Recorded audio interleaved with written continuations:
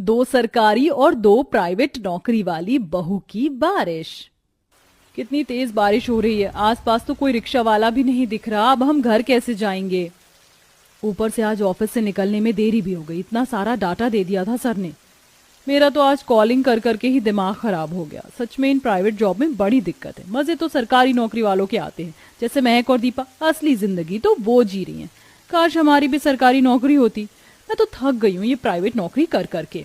पूनम प्रेरणा जैसे ही अपनी प्राइवेट नौकरी जॉब खत्म करके कंपनी से बाहर निकलती हैं, तो इतनी तेज हो रही बारिश को देखकर काफी परेशान हो जाती हैं और ना चाहते हुए भी बारिश में भीगते हुए कई घंटे पैदल चलने के बाद दोनों अपने घर पहुंचती हैं।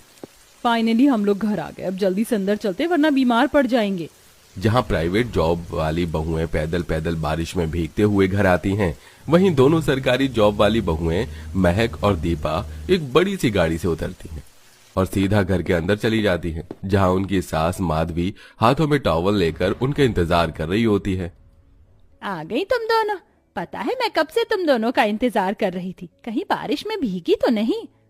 माँ जी आप बार बार क्यों भूल जाती हैं कि हमारी सरकारी नौकरी है। हमें गाड़ी घर से लेने और घर तक छोड़ने के लिए आती है। अब इनकी तरह प्राइवेट जॉब थोड़ी ना है। माँ जी हम बहुत थक चुके हैं। हमारे लिए गर्मा गर्म अदरक की चाय और पकौड़े भिजवा दीजिए। बस इतनी सी बात। मेरी दोनों बहू को चाय और पकौड़े खाना है। तुम दोनों जाकर कमरे में आराम करो। मैं तुम्हारे लिए अभी गर्मा गर्म चाय और पकौड़े भिजवाती हूँ। और तुम दोनों यहाँ खड़ी खड़ी मेरी शक्ल क्या देख रही हो? सुना नहीं, मेरी सरकारी नौकरी वाली बहू का चाय और पकौड़े खाने का मन हो रहा है? जाओ जल्दी से उनके लिए चाय पकौड़े बनाओ। हम भी तो अभी काम से आए हैं और पूरे भीग गए हैं। पता है आज हम कितनी देर तक पैदल चले हैं? तो मैंने कहा था प्राइवेट नौकरी करने के लिए। अगर तुम्हारी भी इन दोनों की तरह सरकारी नौकरी होती तो आज ये तुम दोनों का हाल नहीं होता।